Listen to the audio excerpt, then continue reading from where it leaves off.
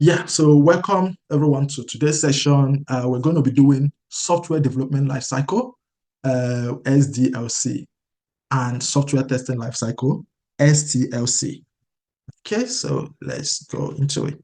So the table of contents that we'll be covering is what software development lifecycle is, significance of software development, significance of SDLC in software development, right? Phases of SDLC, software development models, what software testing lifecycle is, STLC. Phases of software testing lifecycle, STLC. Relationship between software development lifecycle and software testing lifecycle. Okay, so let's go straight into it. Right. So the first one is, what is software development lifecycle? So software development lifecycle is a systematic process used by software developers to design, deploy, test, and deploy software application. Okay. SDLC aim to produce high quality software that meets or exceeds customers' expectations. Okay. So, and they also ensure that these softwares are delivered on time and within budget, and it's maintainable and what scalable. Okay, so they ensure that when they follow this process, what this process does is that they ensure that the software processes, right, produce a software. Okay, because what it does is that it defines, the process whereby, softwares are being designed, deploy, test, and so design, deploy, test, and deploy. Yeah, I think that's what we have. So, and it's also helped to ensure that these softwares exceed customers' expectation. Okay, and it's also helped them to deploy it on time and ensure that it's maintainable and what scalable. Right. So we'll go into the next slide, which is significance of software development lifecycle. So the significance, which include structured approach. So software development lifecycle is highly significant in software development for several reasons, which include structured approach. So SDLC provide a systematic and structured approach to software development. So you don't just, go off and build, whatever you like, or get one developer who sits and then develop the software, without even testing it, without putting anything into consideration. So that's why we have the SDLC, which ensure that, it's the software development is being structured. Okay, so this structure help in organizing tasks, resources, and timeline effectively, leading to a more controlled and predictable development process. All right, so that's what the structured approach does for us. So the second one that we have is quality assurance. So the testing phase in SDLC, such as unit testing, integration testing, and system testing, ensures that the software is thoroughly evaluated for quality and functionality, and this contributes to the production of high quality software with fewer defects. So in our last class, we learned about what defects is. Okay, so the third one is customer satisfaction as well. So SDLC involve gathering and analyzing customer requirements at the early stage. By incorporating customers' feedback throughout the development process, SDLC help ensure that the final product align with customers' expectation, increasing overall customer satisfaction. Okay, so the last one we have is project control and monitoring. Okay, so SDLC provide mechanism for monitoring and controlling the progress of the project. Project managers can use this control to track development milestone, identify bottlenecks, and make informed decision. Okay, make informed decision to keep the project on track. So they ensure that they monitor, the milestone, because most often they already set a milestone. Okay, that from so time to so time want to deliver this software. So this software development lifecycle ensure that this is achieved. So we have other significance of SDLC, such as risk management as well. So, and this include phases for planning and risk management. So this allowed the identification and mitigation of potential risk early in the development process, reducing the likelihood of project failures or delay. So we have risk management as well, which include planning and resource estimation are integral part of SDLC.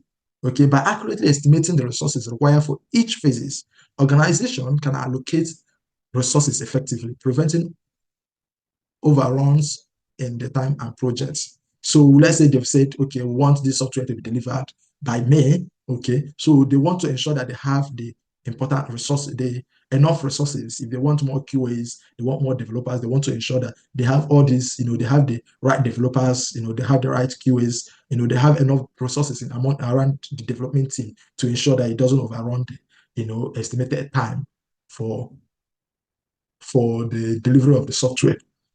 So we'll have other ones such as effective communication as well. So SDLC promotes clear communication among project stakeholders, including developers, testers, project managers, and customers. So this communication is essential for understanding requirements, addressing issues, and coordinating efforts throughout the development lifecycle.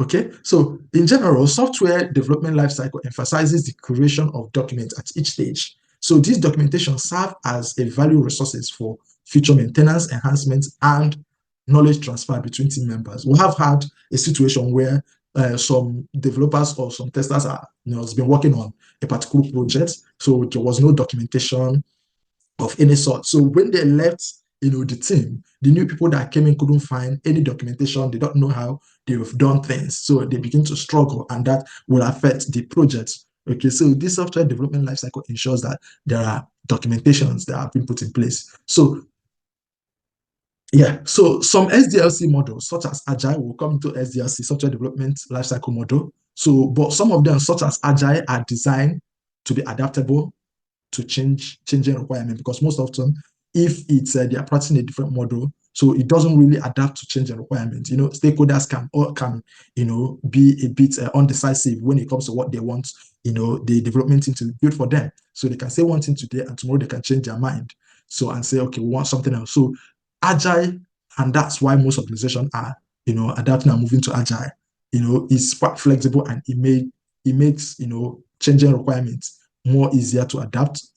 So, and the flexibility around Agile allows development team to respond quickly to evolving customer needs and market condition. Okay, so let's go to the next slide. We have phases of software development lifecycle. So software development methodology focuses on the following phases of software development. And the first one is, as you can see, requirement gathering.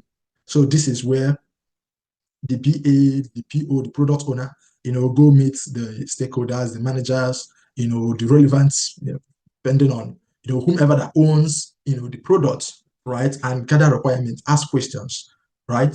So they ask questions, they write it down, they document it, and they document it, okay? And after documentation, that's why in Agile, that's why we'll have our user stories and our acceptance criteria, where you can say, okay, this is what the business wants, okay? But the way it's being broken down depends on what software development lifecycle methodology that is being used. But let's just go through what these phases are, and we'll come into them one after the other. So the first one is the requirement phase. The second one is the design phase. So after the requirement phase, you have the design phase, where it's been designed.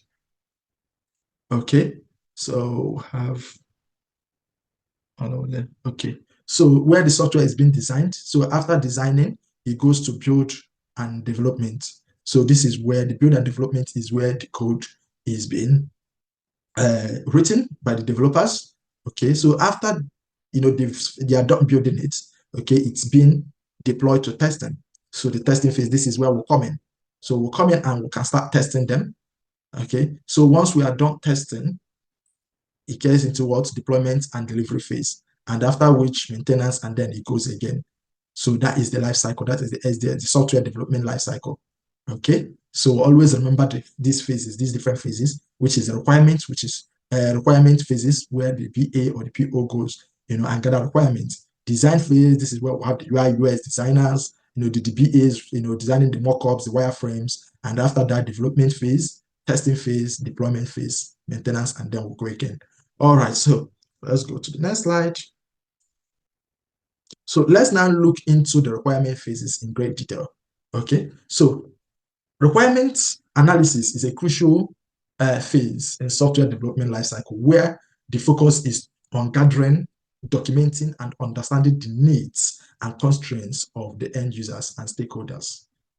Okay, so they go out there, understand what the stakeholders want, document it. They gather all these requirements, they document it, they ensure they understand it. Okay. And what is the objective of it? So the objective is to gather and define software requirements. So they want to gather and define all the requirements that the stakeholders want. Okay. And the activities that takes place here is the PO or the PA will communicate to the stakeholder. Okay. Will communicate to the stakeholder. And once they are communicating to the stakeholders, okay, so they document functional and non-functional requirements and create a requirement specification document. So the requirement specification document is what has to do with,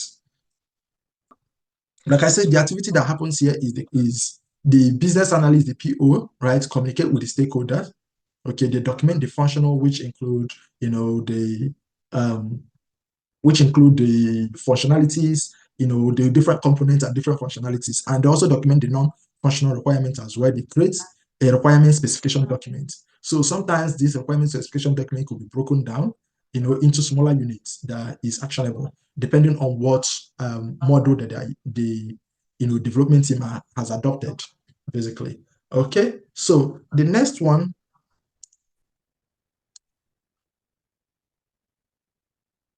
the next phase is design phase.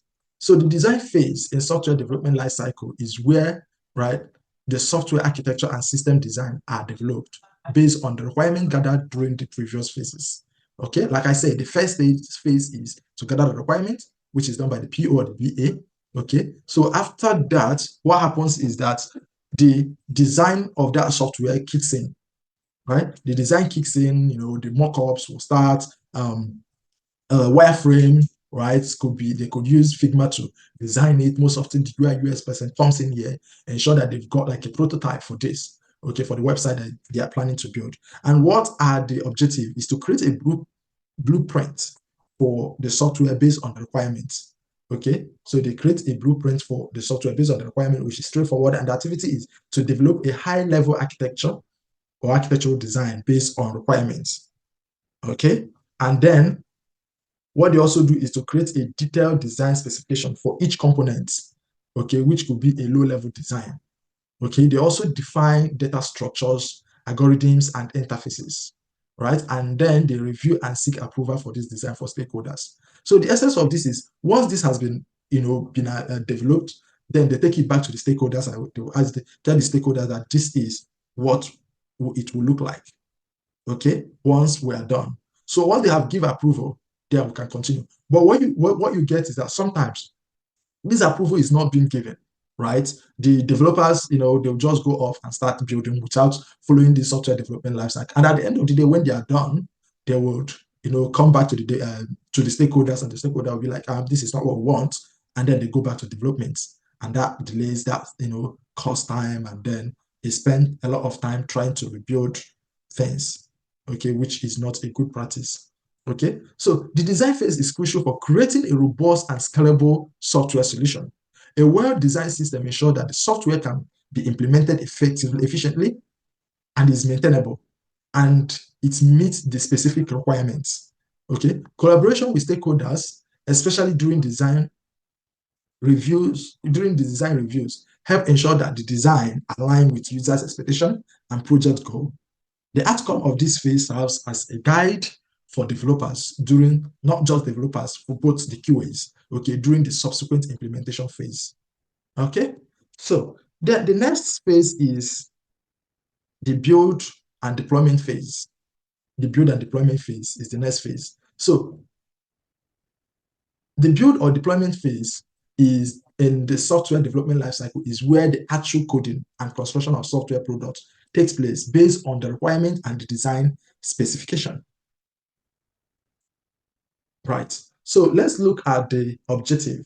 Okay, they write the actual source code for the software, okay, which is being done by the developers. Okay, and the activity that they do is developers implement the design specification using a chosen programming language. We all know that software can be developed using different programming language, and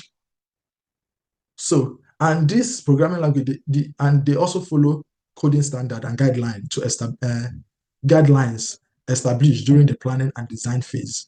So while they are doing their coding, they also follow, those guidelines wherever they say this component should be, they will have to ensure that their coding has implemented that.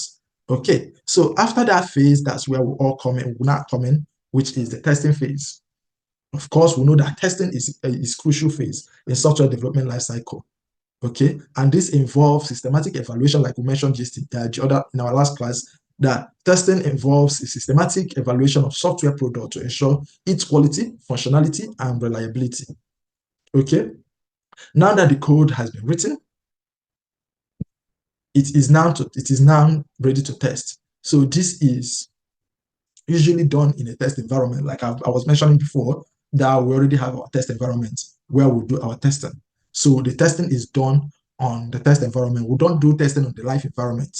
Okay, otherwise you will be sending the wrong data or test data into the live database. So most test environments are connected to the test database. Live environments are connected to the live database. Most often they have the dev environment, which is connected to the dev database. So we do not test on the live database because we don't want the wrong set of data or test data to go into the live database. So we test on our test environment.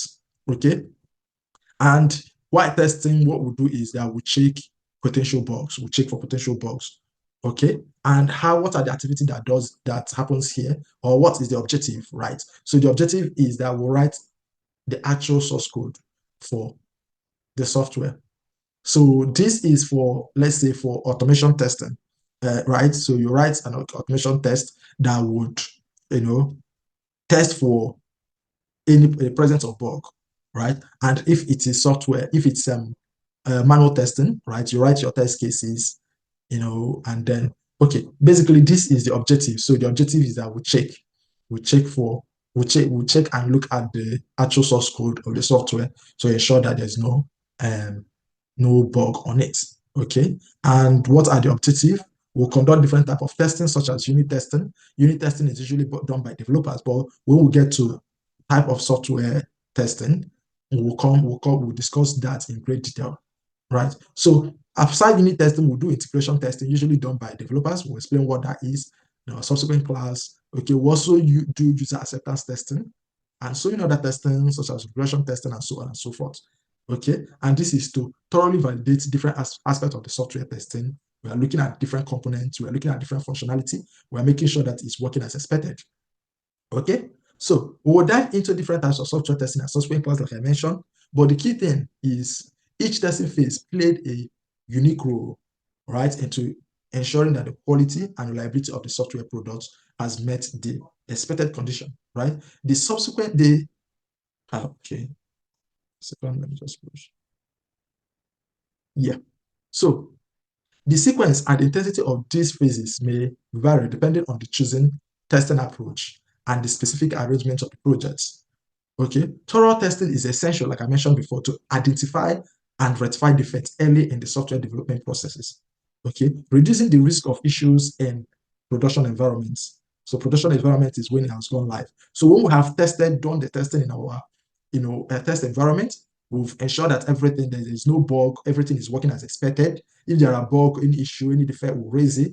It will be welcomed by the developer. We'll retest it. Do regression testing, ensure nothing has broken. Right. So after that, we can now say, yes, this is good to go. And then it can be deployed into the production or live environment. Okay. And once this testing is being done properly, so they will normally will not have any issue when it gets into production. Okay. So then the next one is deployment or delivery. Okay. The deployment or delivery phase in the software development lifecycle involves making the software product available for users, for use by end user or customer. Right, this is when it has gone live. Okay, this phase focuses on the actual release and distribution of the software after the successful completion of the development, testing, and validation phase. Right, so the next phase that we'll have is now the deployment phase, the maintenance phase. All right, so the maintenance phase in the software development lifecycle is focused on the ongoing support, okay, enhancing and optimization of the system. So once it's been developed, it has gone through all this software development lifecycle, okay? And then the next thing we'll do is, once it has gone live, we'll keep maintaining it. Sometimes the organization or the owners will say, okay, we want this to change, we want this to function, this particular functionality to work in a different way. So the software development team would, work on it and then get it. It goes through all these development processes again, and then it's been deployed. Okay, they said, okay, once also thing to be updated, we want this removed, so they will keep, maintaining it and keeping it up to date. All right, and then most often, they can rewrite it, using a new version of the software, development software, or any new framework. Okay, so that is that on the maintenance phase. So now we're going into software development lifecycle. Okay, software development lifecycle. Remember that software development lifecycle modules. So remember I told us that we'll have different software development lifecycle models, right? So the first one is the waterfall, which you also call a linear method. Waterfall linear method. We'll go into that in a bit. So the second one we'll have is the V model, or sequential development model. And the third one is iterative incremental model. Okay, so we'll come into that in great detail, right? But I just also want us to know that software development lifecycle model are frameworks, okay, that guide the process of developing softwares from conception to deployment. Okay, so just like we have the software development lifecycle, okay, we also have the models, okay, which follow the same life cycle, but it has different ways that they are being implemented. Okay, and we will look into that, okay, in great detail. So like I said, the models that we'll have other ones, but we'll be focusing on these three ones, and we'll be going deep into it, which include waterfall, or the linear model, V model, or sequential development model, and then we'll have iterative and incremental model, agile. Right, so let's go to the next slide. Now, so talking about a linear and sequential approach, where each phase must be completed before moving into the next phase. Okay, so now you can see the waterfall model, also known as what? Linear and sequential approach. Okay, so for this model, right, each phase must be completed before moving on to the next phase. So like we know, and I've mentioned before, that these are the software development lifecycle, which are requirement phase.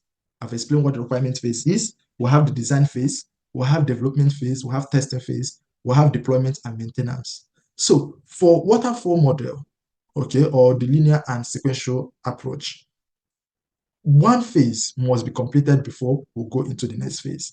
So once for organization, because we still have some organizations, right, that still use this phases of software, this model, the waterfall model, right? So how their software is being developed is, now the PO or the BA will say, okay, we want to build a web application, right? So they start off with the first phase, which is the requirements.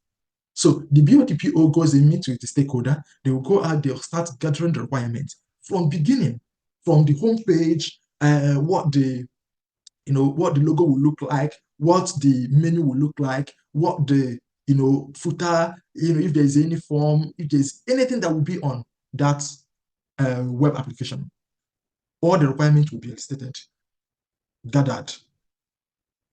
Okay, all the requirements will be gathered before they can move to the next phase. Unlike other model that will come into where it's been broken down. But one thing I want us to know is that for the requirement for the waterfall model, in other words known as the linear and sequential approach, okay, one phase must be completed. Okay, requirement phase, everything about that software, requirement-wise, must be completed before they go into the next phase, which is the design phase. So once they are on the design phase, everything about the design of that software must be completed. So they are done with the design, okay, then before they go into development.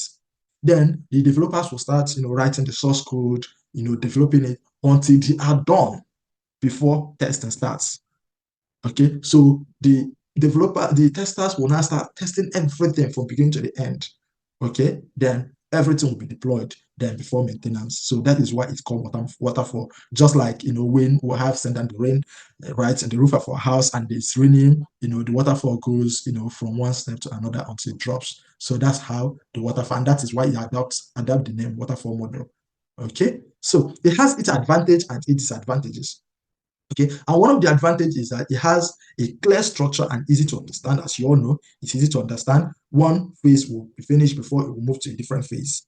Easy to understand. Everybody will understand that. The business analyst, the PO, they understand that they need to gather all their requirements and they gather everything. Right, then they pass over to the designers who will now start designing the websites or the web application. And once the design phase is done, then the developers will start, they code everything, and then they will pass a whole web application to the QAs. Then the QAs will start testing. Once it's not tested, they deploy everything. Boom, it goes live. Okay, it's easy to understand. Well suited for small to medium-sized projects. Small or medium size. So when it's a small size, web application, small size mobile application, small size project is easy because you can, envisage what you want the website to look like. It's not like a complex web application. You already know how you want it to look like. You can put everything into plan, and you can give out the requirements. Okay, the designers can easily develop everything, all the pages, link everything together before the development starts. Okay, so then it also has a disadvantage, okay, which include the lack of flexibility to accommodate changes after the project has started. Right, like I said, one phase must be completed before another phase. So once the requirement phase is done, design phase is done, right, and development phase starts. So when we're in the development phase, right, and it comes to, let's say it has come to testing, right, and the tester was like, I don't think this particular, functionality or the way this particular component looks like is really good. From the quality side of things, I think it might be difficult for the users and all that. So it hardly, okay, it's not like what they have done is wrong, but he's thinking that there's better ways that this could be done, right? Because the requirement is done, it's difficult to accommodate any changes. Okay, or let's say the development, the stakeholders want, okay, we do not want how a particular component, let's say the registration functionality is, or how it's working. Can you change it? No, it's hard to accommodate it because the requirements phase is gone. It's gone, it's been documented, it's been spec'd out, the design is done, it's been designed. You can't go and redesign the whole system because whatever you're doing will affect a different component. Maybe they've drawn the database, map out all the different fields, the relation and everything. You can't go and change everything, right? So it's difficult to accommodate changes, right? And then late dictation of issue due to testing being performed after development, right? So because everything around development will be done before testing. So during testing, right, if testers has, dictate issue, it's already late because everything about that website has been developed.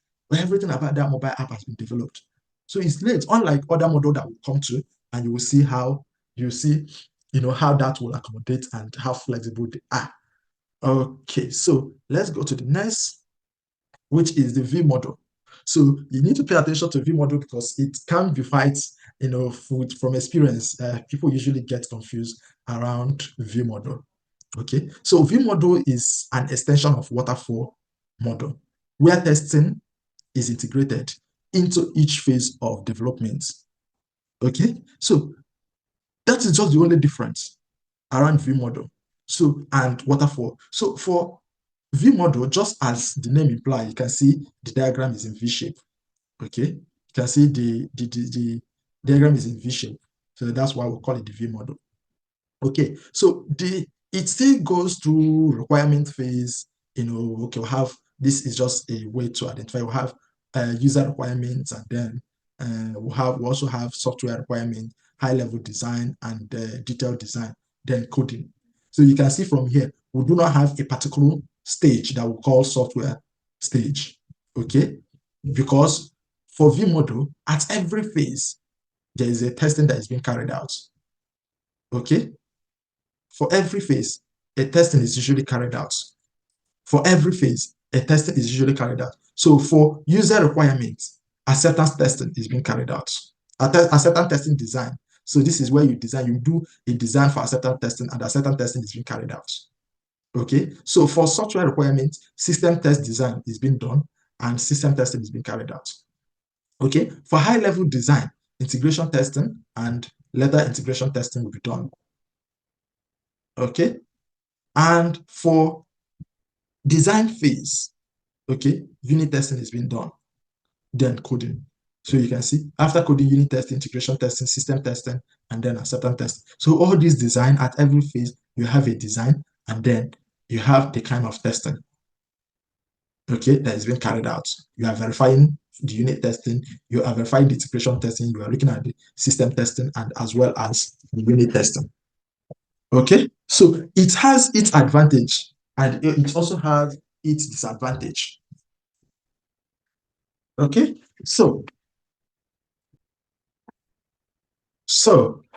like I was saying, that the V model has its advantage, okay, and disadvantage.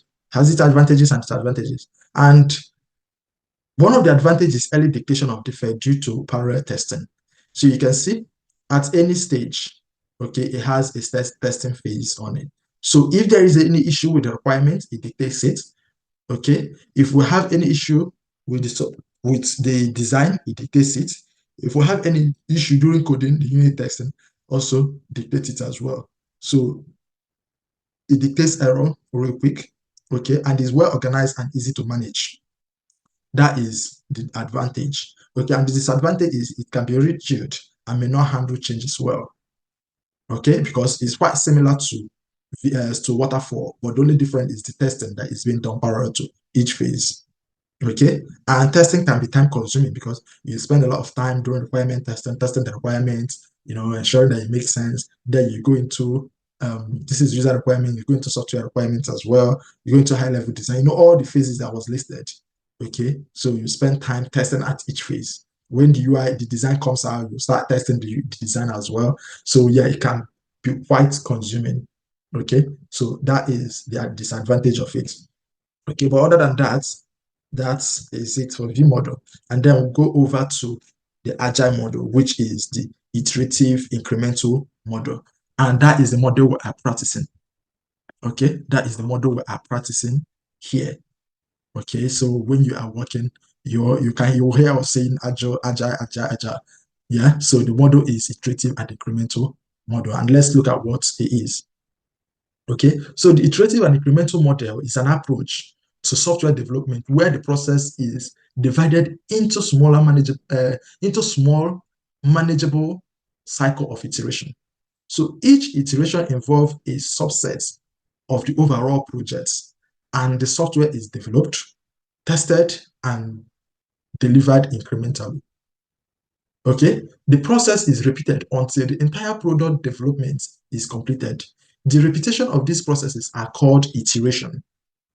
Okay, for every completed iteration, a product increment is delivered. Hence the name iterative incremental model. Okay, so like I was saying, right, so now it goes through all the development processes. It goes through, I think Olawale is trying to join. Yeah, he's here. Okay, so the agile, yeah, for your sake, let me go back to agile iterative incremental model. Okay, so like I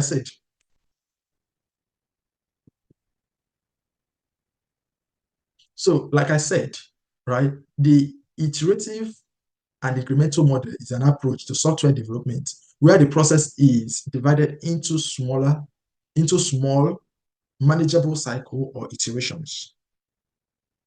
Okay, so each iteration involves a subset of the overall project, and the software is deployed, okay, tested and delivered incrementally. The process is repeated until the entire product development is completed. The repetition of this process are called iteration. For every completed iteration, a product increment is delivered. Hence the name iterative incremental model. Okay, this model emphasizes flexibility, adaptability to change, and the ability to deliver a working product at the end of each iteration. So let's bring it down to what we are currently doing. Okay, so what we're currently doing if we can explain it as it is, right? The PA, for every sprint, we are running 2 weekly sprints. Okay, so for every sprint, before the beginning of each sprint, the business analyst will go and meet the product owner. Okay, and the product owner will go and meet the product owner. We should do a meeting to elicit a requirement, which is this phase. You can see, which is this phase, the first stage of software development lifecycle. Right? So the business analyst goes to the product owner and says, okay, this sprint, what are the things, the functionality that we're going to be working on? Okay, for our first sprints, that were committed into for the first stories that were committed into sprint. So the PO told the developer that, okay, want to work on the logo, we want to work on all the header menus, we want to work on the body of the website, we want to work on the footer of the website, want to work on the technologies. I think those are the stories that were committed into sprint. So those are the requirements given to the business analyst by the product owner, right? So in an organization that do not have a product owner, the BA goes to the stakeholders. So for an organization that has only the PO goes to the stakeholders. But when we have, like ours, where we have the PO, we have the BA goes to the product owner to seek to get requirements. That is why where we have requirements. Okay, so once that is being given, those requirements is being given to the BA will now document it. Okay, it's been documented. So the documentation or the requirement is not the requirement of the entire web application. Rather, it is the requirement of, because the whole web application has been broken down into smaller units. The header, the logo, the banner, the footer, okay, it's been, been broken down into smaller units and given to the developer. So those smaller units goes through all the what development life cycle, all the processes of development life cycle. It goes through requirements. After the requirement, the business analyst goes ahead to design. In an organization where they have the UI UX does it. If not, sometimes the BA will do like a low fidelity mockup. Okay, design it. Sometimes they can use Figma, they can use Visio or every other tools. Okay, they design it. So once it's been designed, it will be developed. Okay, the development happens. Once the development has finished, the testing happens. After the testing is done, it's been deployed, which is one iteration, and most often is a sprint. One iteration is a sprint because all those things will happen within that first sprint. Okay, so now they go to the second sprint. The business analyst, before the second sprint starts, the business analyst goes back to the PO and gets another requirement, document it, speak it out. It goes through the design stage, it goes through development, it goes through testing, it goes through deployment, iteration 2, and then it goes again. So that's how they will continue to iterate. They will continue to iterate until, and for each iteration, an increment. For each iteration, a product is being delivered. For each iteration, a product is being delivered. For each iteration, a product is being delivered. So that is why it's called iterative incremental model. Okay? Any question on that? This is more or less like the V model, because V model at every stage of the cycle of the software development, you have to text them. Maybe at the design stage, at the development stage, you have to text them. I No. mean the parallel model, which is the V model. Yeah. And So this no. also when the software cycle is broken down into pieces. I mean the iterative incremental model, the agile model. So you break them down, and each requirement you have to test also. So each cycles is being broken down to each iteration. So you have to test also. So I think it's just like something like vertical and horizontal. No. So, like I said with V model, right? V model is just like agile. No, Yeah. it's just like, not like agile, it's just like waterfall. Okay. So V model is just like waterfall. Everything about requirement will be done, okay, before it comes to design. Everything Yeah. about design will be done before it comes to development. Everything about development will be done before it Yeah, comes to stage by stage. yes. So, but the only difference is that at every stage there are testing. At requirements phase, there is testing. At design phase, there's another testing. At development, there's another testing. Okay, so it's not like this, like the agile. The Agile doesn't have testing on requirements. It doesn't have design. It doesn't have testing on design. It doesn't have testing on development. So where it has testing is after requirement, design, deployment, then you have testing before deployment. Okay. Development, you have testing before deployment. So, and these are the smaller units of the project and not all the projects. Okay. So once that smaller unit is done for one particular iteration, they go into another iteration. Okay. Then they do another requirement, another design, another development, another testing, deployment. They go into another iteration. Okay. But for V model, requirement is done once. There's no iteration. Requirement is done once. Development is done once. Testing is done once. And deployment is done once for V model and for waterfall. Does that make sense? Yeah, it makes sense. It makes sense now. Yeah. So each iteration pass through, like, okay, I have it. Each iteration pass through these phases: requirement, design, coding, testing, deployment. The process is repeated until the entire product development is completed, right? The repetition of the process is called iteration. For every completed iteration, a product increment is delivered. So for the current project that we are doing, okay, the first iteration will be those stories that has been committed into sprint for this sprint 1. For sprint 2, other stories will be committed into sprints. And once we've gone through that iteration for sprint 2, we'll deliver or we increment by that product. Then we'll go to sprint 3, more stories, we'll go to sprint 4, and it continues until we build the entire project. Does that make sense? Yes, it does. Sorry, in the life cycle of software development, Yeah. In this iterative incremental model, which is the agile model. Yeah. Now, in the cycle, we know that there is design, there's development, there is testing, and there's deployment. Yeah. So when this is broken into iteration, I mean, this is like the other day we were talking about the sprint planning, and we had our story about the header and the logo.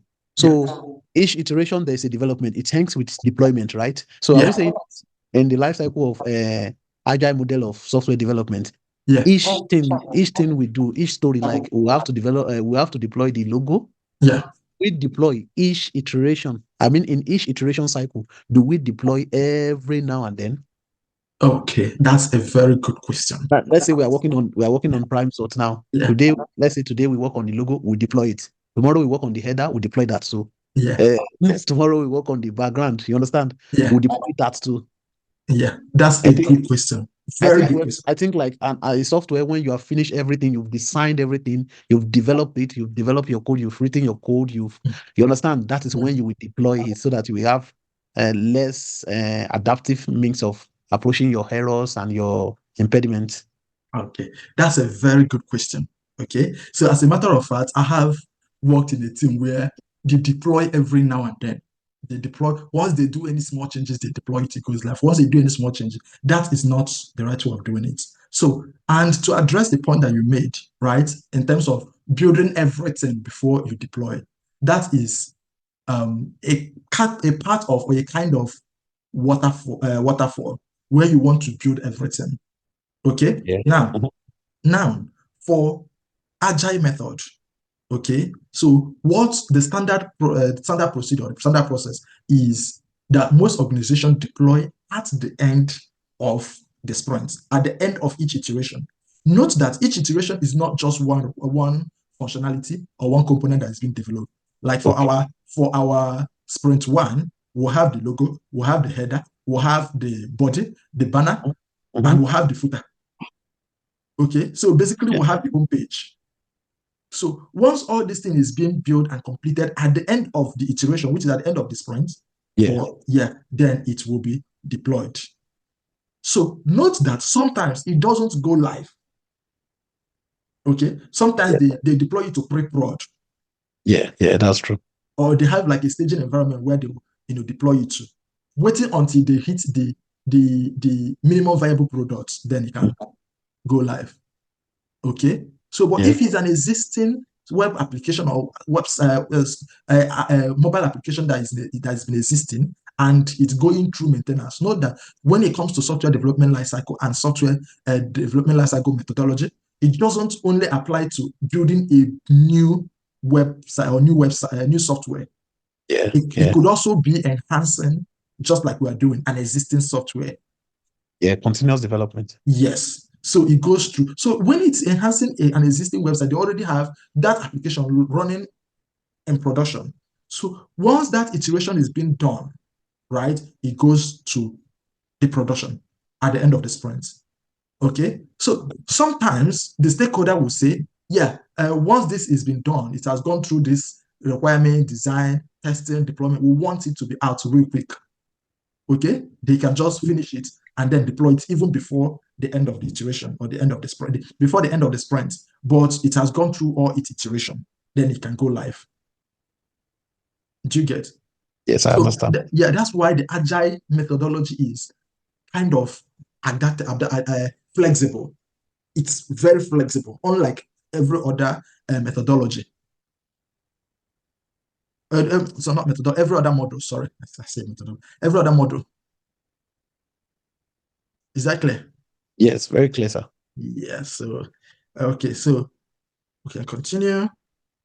So, like I was saying, this is a kind of a diagram to show how it works. Okay, so this is the iteration. You see the story. You see the story that we have. Okay, the story goes into it goes into define, plan, test, deploy, accept, review, and then it goes through the second iteration. It iterates through, and each iteration is an increment.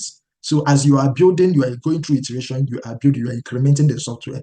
Okay, as you are building, going through the iteration, you are also incrementing.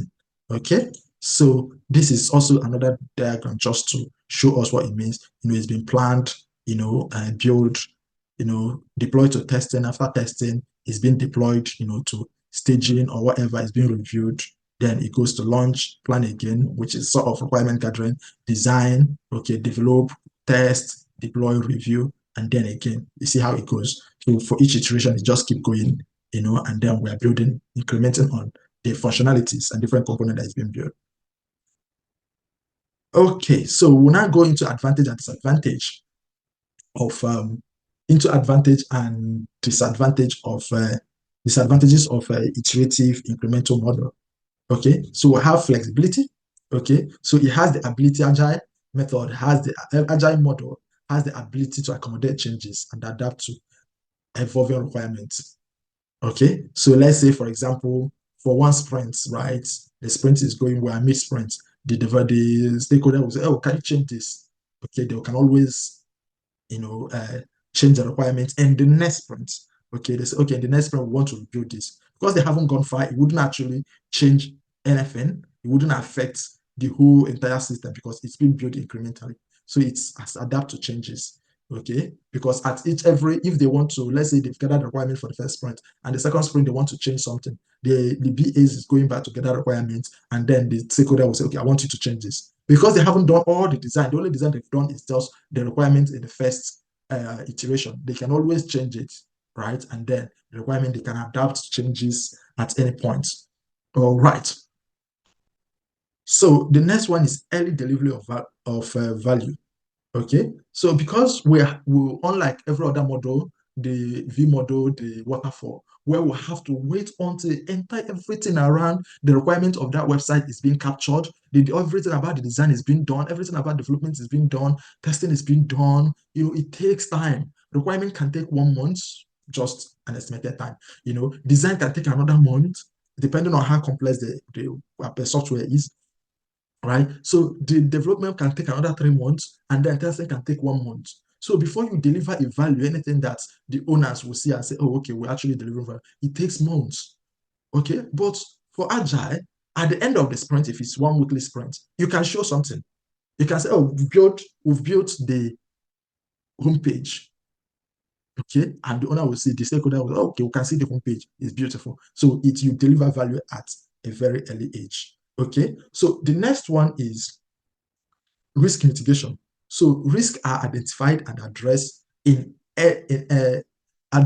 early iterations, reducing overall project risk. So at sprint one, once you have gone to sprint one, remember for agile scrum, right? You have, you do your sprint planning, you do your sprint review, you start the building. At the end of the day, you do retrospective. If there's any risk, any impediment, any issue, you raise it, and then you can identify any risk. Okay, you can raise bug and pick it within the sprint and all those things. So it helps to mitigate risk early. Okay, and then continuous improvements, because you get feedback, which helps, to improve the system, because it's going to be like kind of an ongoing, feedback, okay, which help to improve, which help for continuous improvements, basically. So those are the advantages of agile model, right? And then let's look at the disadvantage.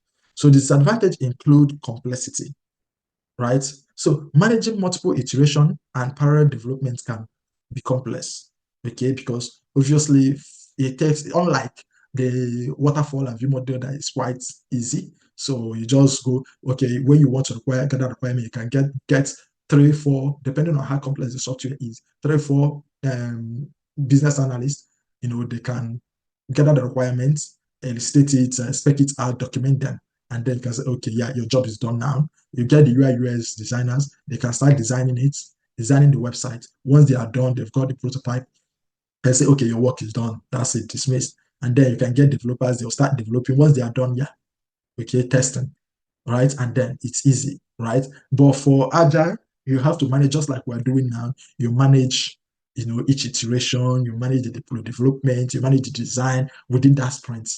You manage the design, you manage the development, then you move into another sprint, then you move into another one, as the case may be. So it can be quite complex, but it's much more effective. And that's why most organizations are adapting it. All right. So we have another disadvantage, which is resource intensive. Okay, so it's resource intensive, as you know.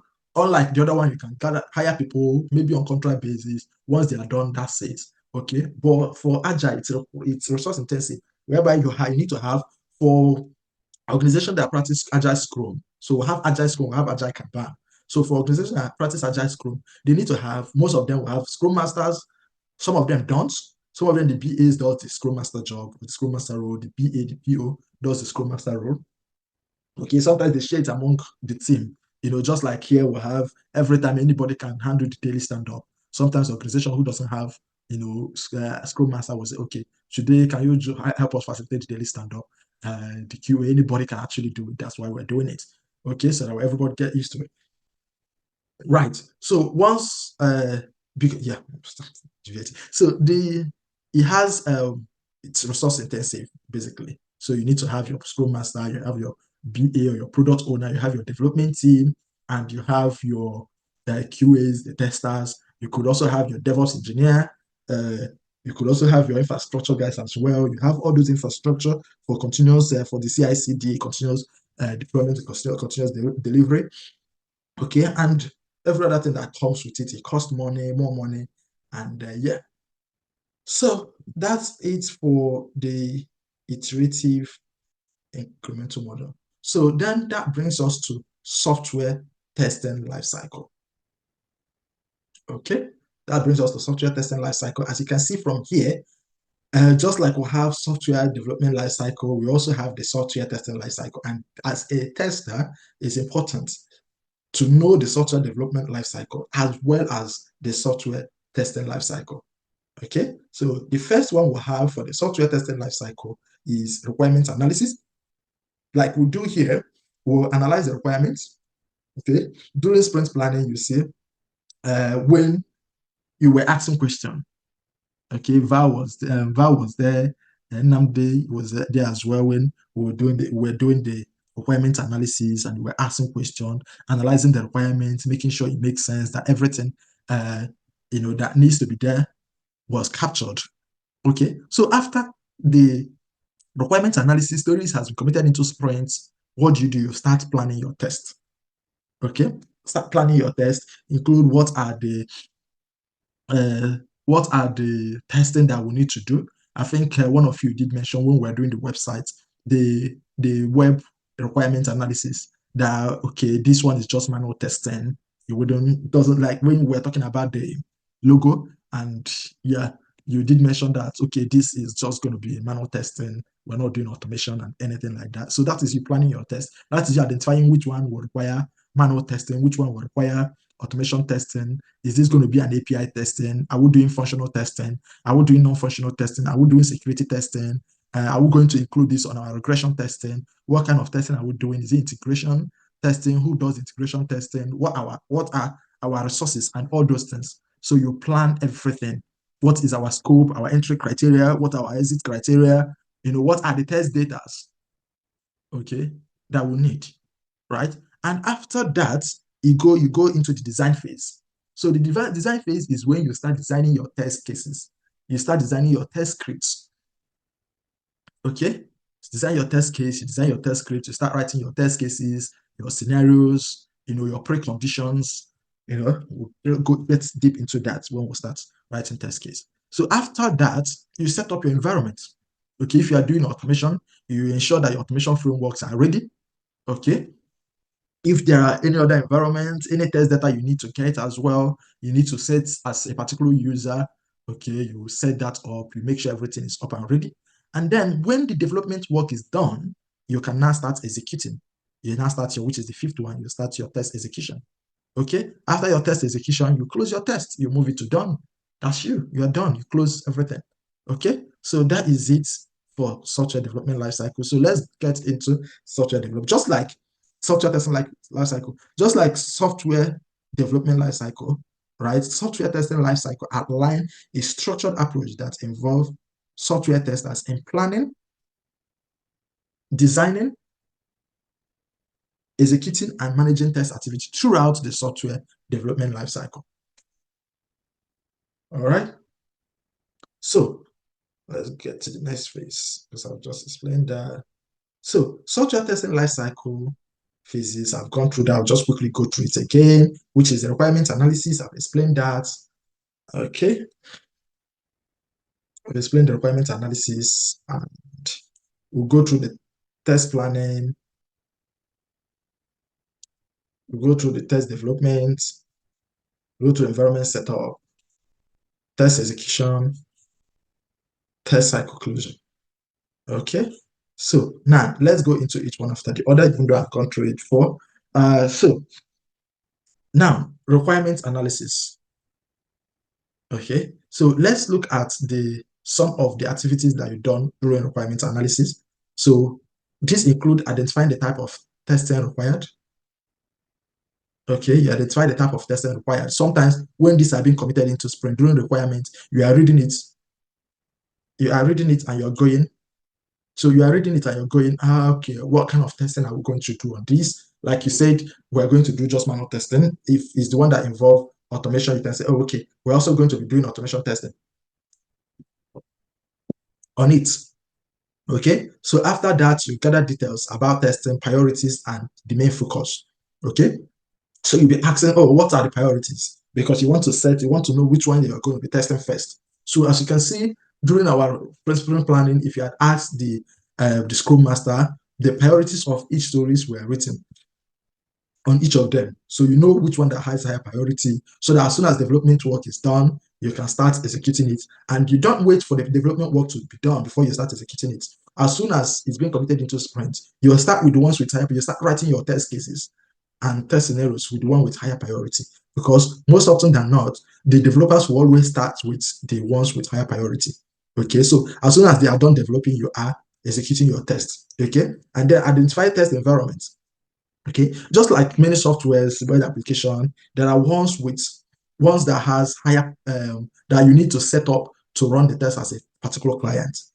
Okay, so depending on, just like the one we'll be working on, right? So if you want to test your login, before you test your login, you must have set up yourself as a registered user before you'll be able to. And there's a registered user, you need to have your username and your password before you'll be able to test login.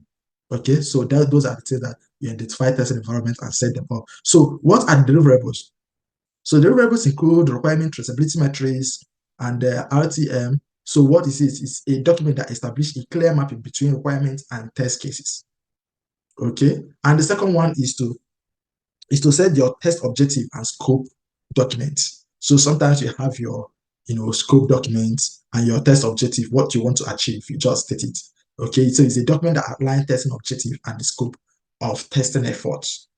Okay, So you get that done. Those are the deliverables for the requirement analysis as well. All right, so we'll go to our test planning. Okay, so this is where you start your testing. This is where the overall testing strategy and approach of a software project are defined, right? It involves creating a comprehensive plan that outlines the scope, objective, resources, schedule, and deliverables of the testing processes. Okay, where you do your test plan, you have what is called test plan documentation as well. Okay, so all your test plan documentation will say, okay, I already have it on the activity. So the activity is, this is where you prepare. The activity is preparation of test plan documentation. So now that I've mentioned it, okay, so please take notes. I want all of you to research. I will send you a link as well. So you also have to, because most often, I think when I get into one organization that I work for, so the first thing they ask me to do is to prepare a test plan.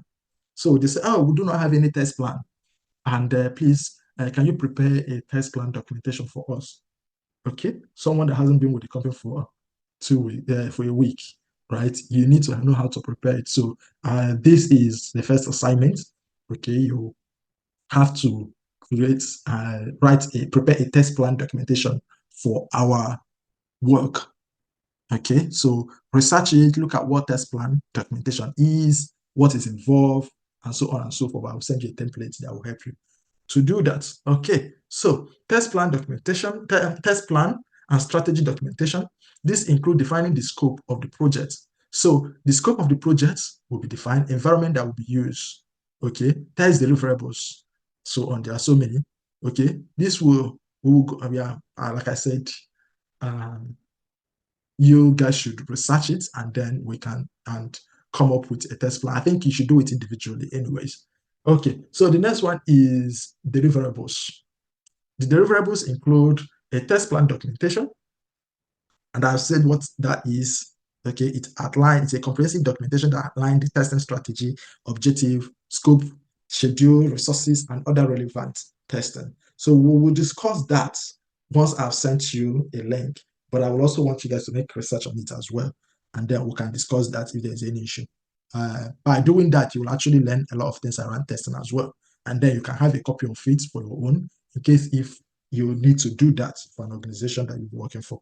It will be easier for you to already have an existing template that you can use. Okay, so we'll go into the next stage, which is test case development. Okay, so this is where the test team can create detailed test case based on requirement specification in the earlier stage. So the goal is to ensure comprehensive coverage of software functionality and to verify that it meets a specific criteria.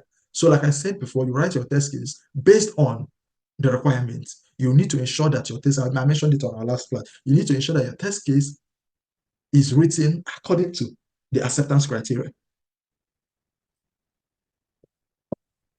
You need to ensure that it's written according to the acceptance criteria.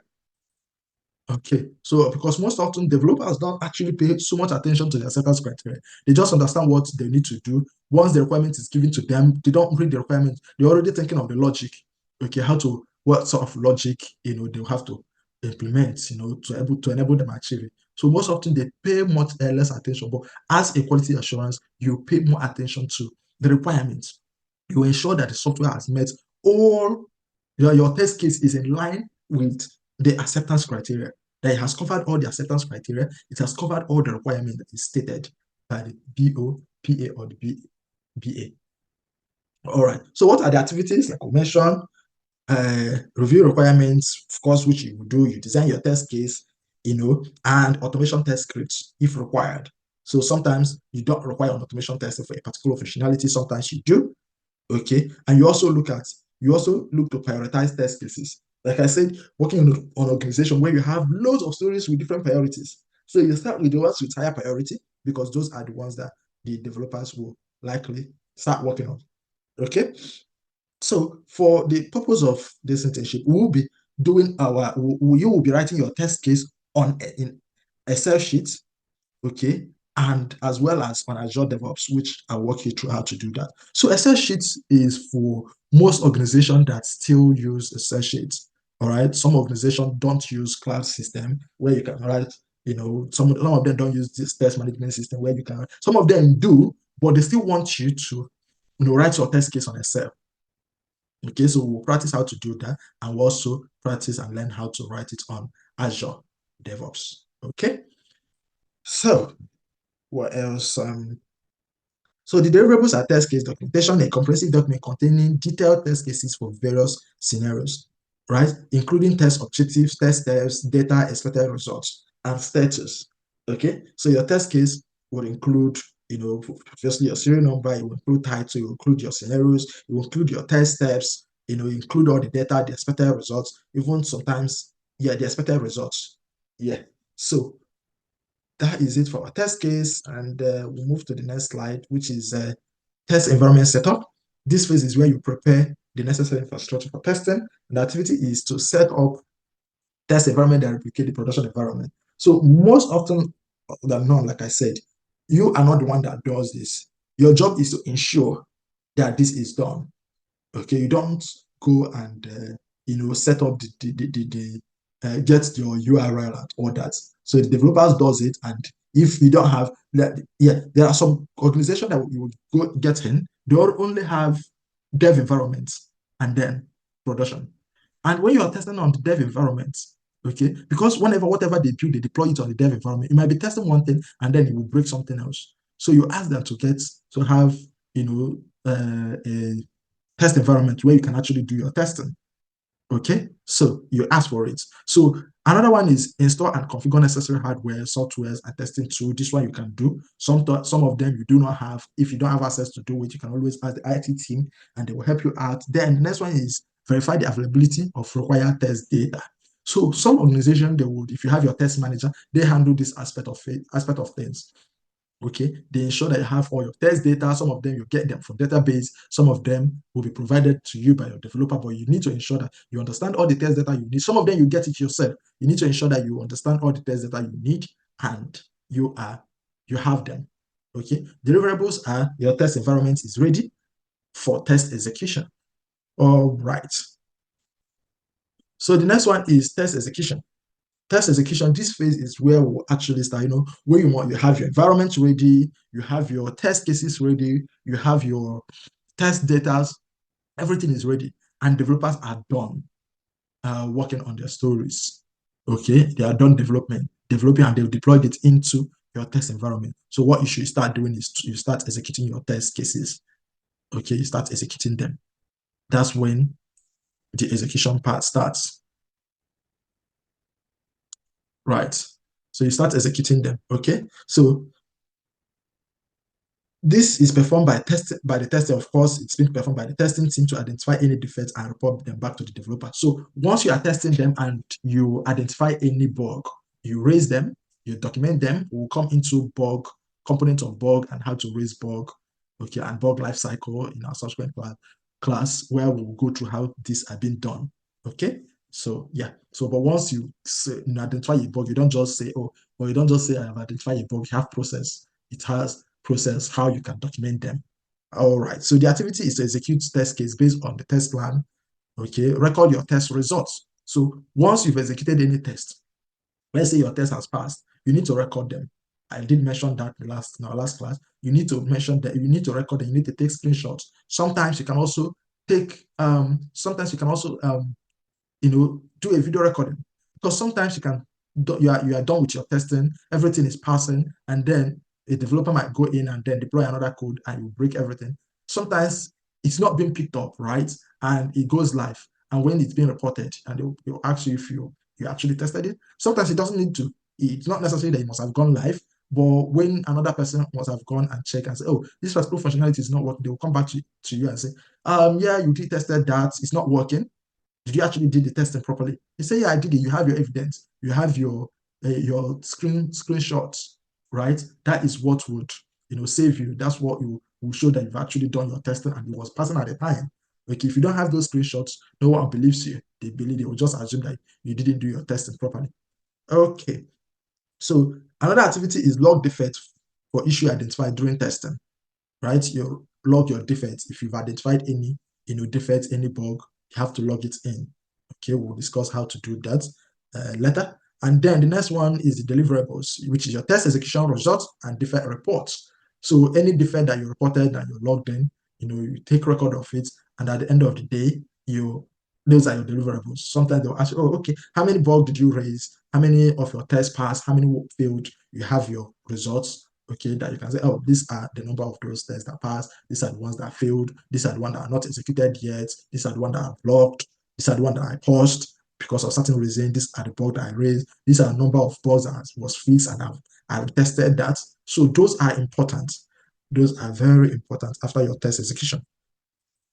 All right, and then the next one is test closure.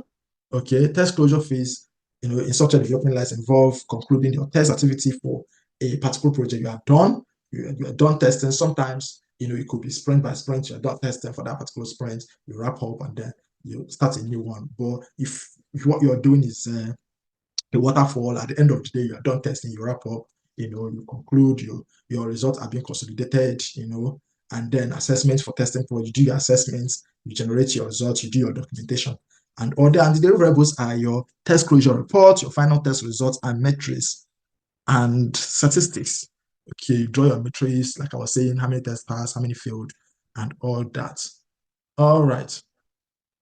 So after your test closure, so what are these metrics? Okay, the metrics are statistical data and metrics generated during your test process. Okay, this help to assess the quality of the effectiveness of your testing efforts. Okay, and it contains how many tests and fail percentage, defect density, test coverage metrics, execution time metrics, and any other performance indicator, basically. All right. So the next one that we'll have is the relationship between software development lifecycle. We've gone through software development lifecycle, we've gone through software testing lifecycle, and what are the difference? Okay, so the software development, the SDLC and STLC are intertwined. Okay, as you know, in the software testing lifecycle, in the software development lifecycle, we'll have testing as part of it. Okay, we'll have testing as part of software developing life cycle, which is where all the things that is being done in software testing life cycle are being done. So it's kind of embedded. Software testing life cycle is embedded into software development life cycle. Okay, and this helps to ensure that we achieve a high software at the end of the development life cycle. Okay, so what we have here is that the software, the SDLC and STLC are intertwined with software development lifecycle, providing the borderline framework for software development. Okay, and STLC concentrating on the testing aspect within that framework. Okay, just like what I've explained, the software testing lifecycle is embedded into software development lifecycle, and the purpose of this is for a successful software project. Okay, so yeah, and that is it for us. Any question?